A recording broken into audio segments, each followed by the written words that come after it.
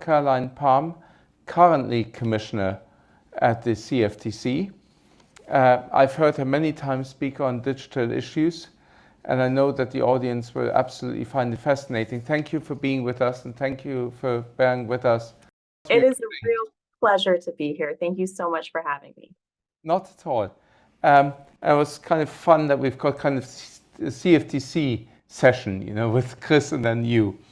But I'm very honored to follow Chairman Giancarlo. Good. Maybe starting a little bit, I would be interested kind of from your perspective as a supervisor in the US, what are you seeing in the area of technological developments at the moment, some of the use cases among the entities that you are supervising? Well, thank you so much for this question. And first, I'll give my standard disclaimer, which is that the views I share today are just those of my own in official capacity as commissioner and do not necessarily represent that of any other commissioner or of the CFTC. Well, this is a very timely panel that I'm pleased to be on because the CFTC actually just released our first request for comment on the use of artificial intelligence in our markets and by our market participants. And in this request for comment, we lay out a series of questions, but many of them are about the use cases that people are currently using or anticipate using, including generative AI.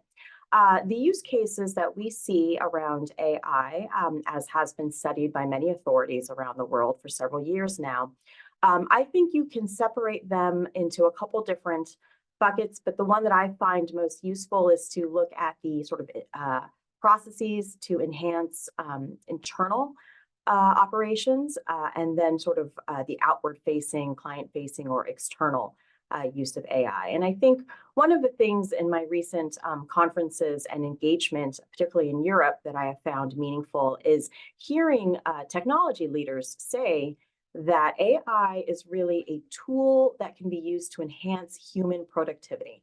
And I think if we remember that no matter what the technology is, that these are tools that humans are using, that humans have used tools since we have been in caves, that it's not something to be scary or something to be scared of, but something that we should understand it better so that we can harness its abilities in a responsible and controlled manner.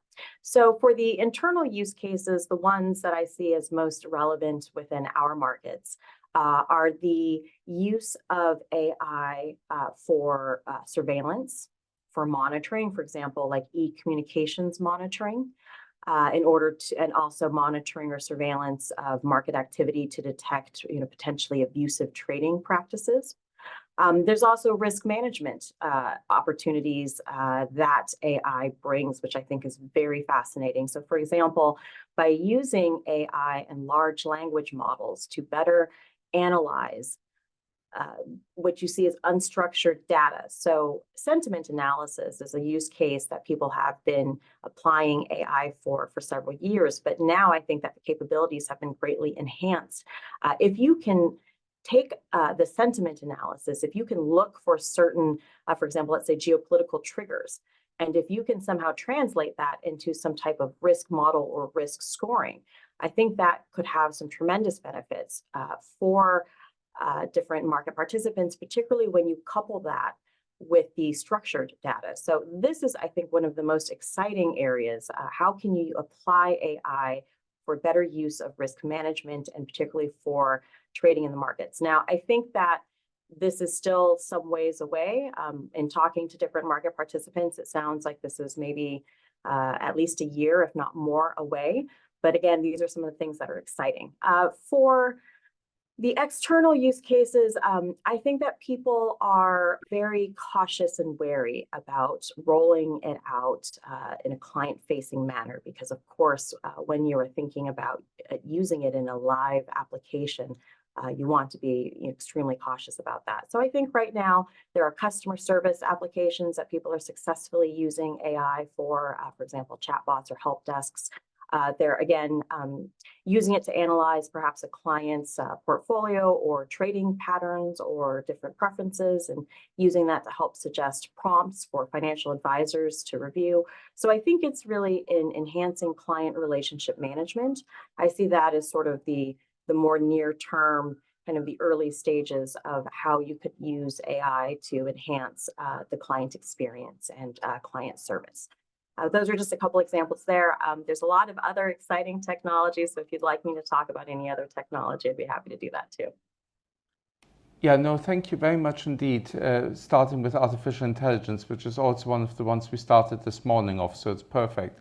One of the other issues we spent a lot of time on in the afternoon is to move towards tokenization of traditional securities markets. And I'd be interested about, some of the experience you've had around the crypto space, because of course the CFTC had been at the forefront of the crypto regulation oversight, I should say, in the US, but also some of the learnings of tokenization for the established securities markets.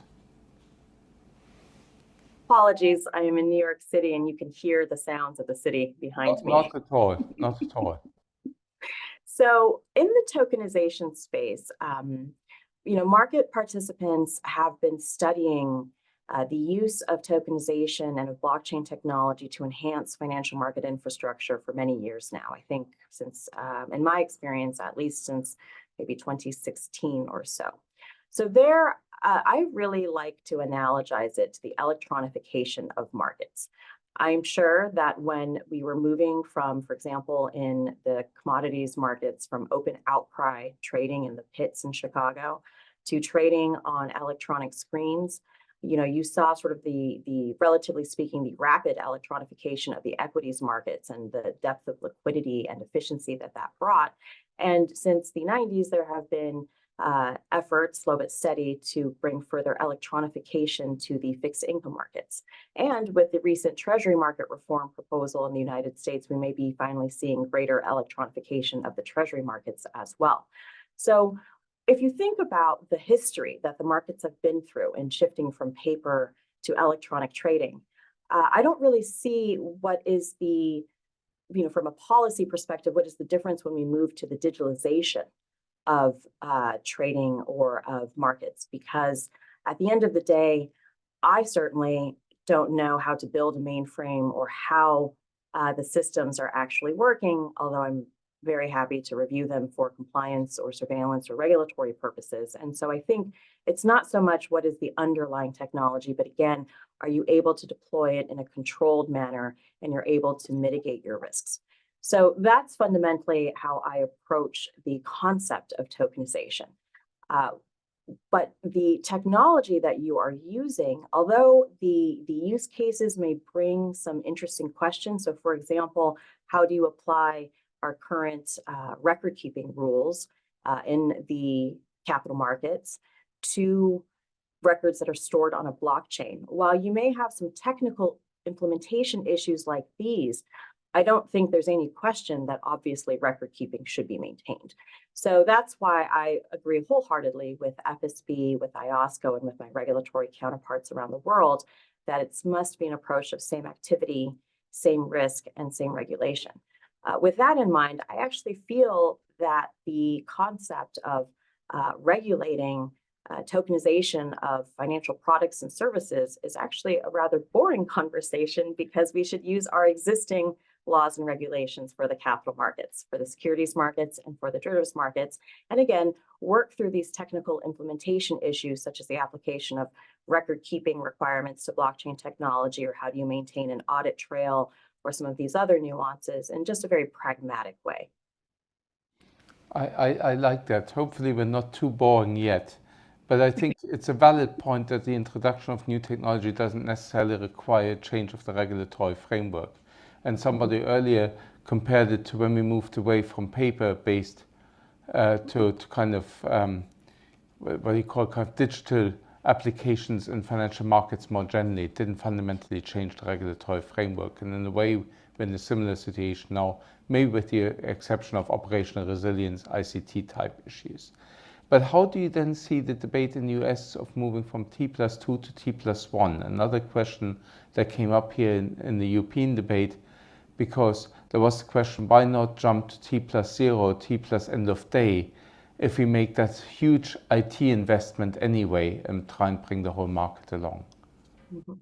So Whereas tokenization, just as sort of an upgrade in the technology stack, like I said, I feel from a regulatory or policy perspective is fairly straightforward.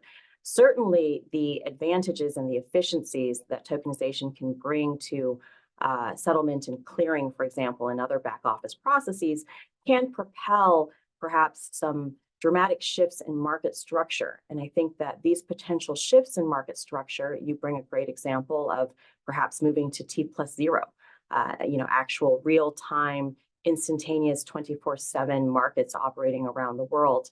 And what does that mean for the shift in the flow of capital around the world and then of risk management processes?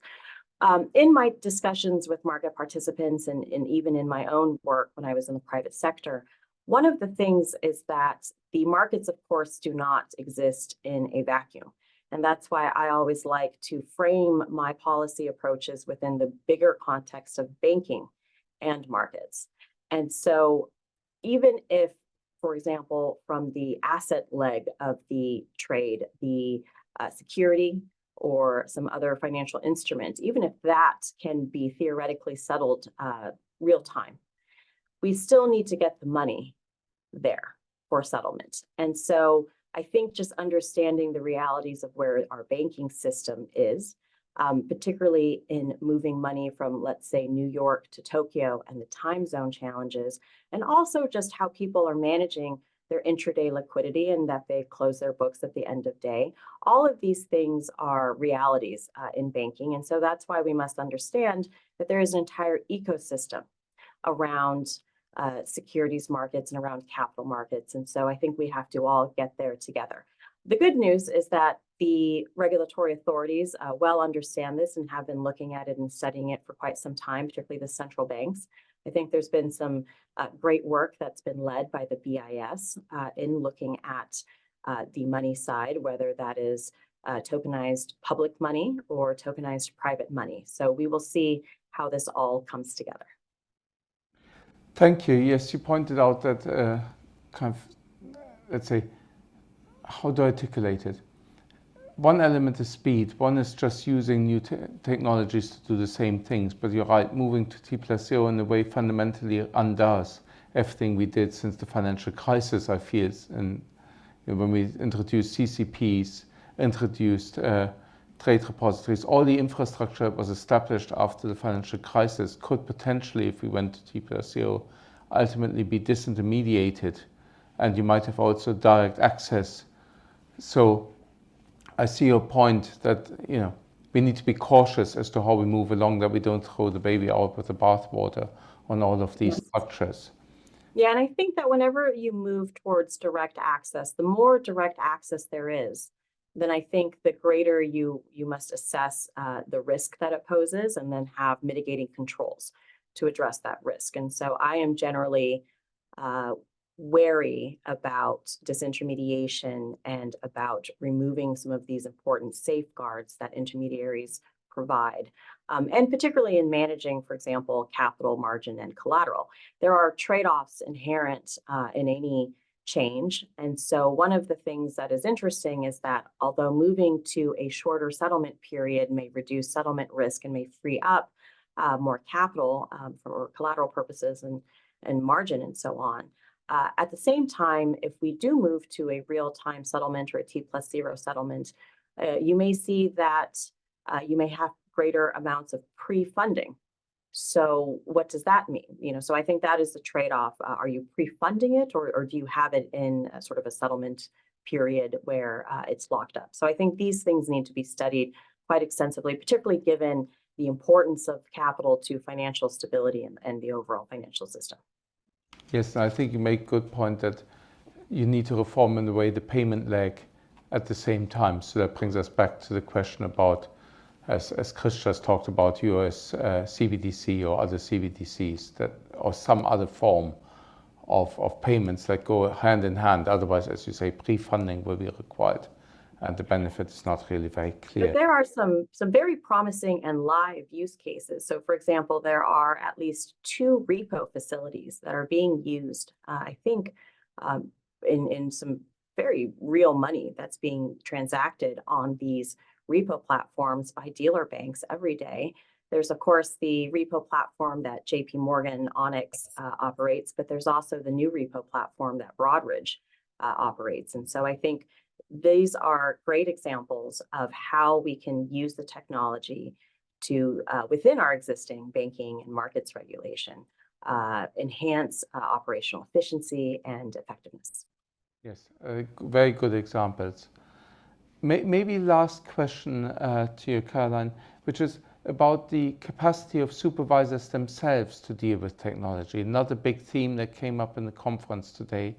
It'd be interesting to hear how you, as the CFTC, look at technological changes, how you, as a supervisor, taking advantage of some of these technologies, but also how you skill up your staff to deal with these changes in the markets. Mm-hmm.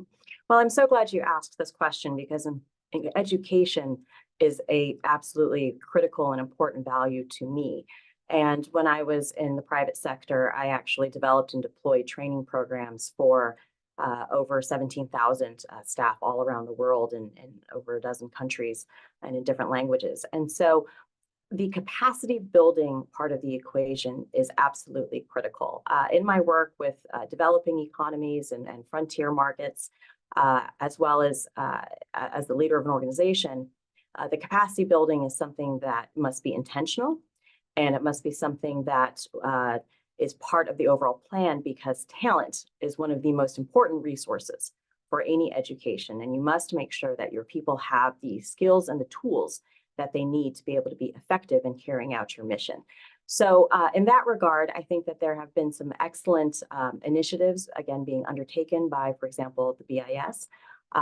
Certainly our sister agencies in the United States, for example, the Fed and the OCC, have been engaged for quite a period of time in developing capabilities and capacity within their examination teams and in their engagements with the private sector. And so that's where I've been pleased to announce a couple different initiatives, for example, an expert speaker series on some of these new and emerging areas of technology, as well as practical skills workshops that will focus on some of these very foundational skills around compliance and risk management. So I think it's important to have that baseline. Again, in my previous career, I was required to do 80 hours of mandatory compliance training every year to make sure that I could do my job. And so I think by engaging with the industry, by engaging with those technology firms that are actually clearly developing and deploying this, it's always going to be a bit of a disadvantage when you're in the public sector and you cannot offer competitive salary and benefits.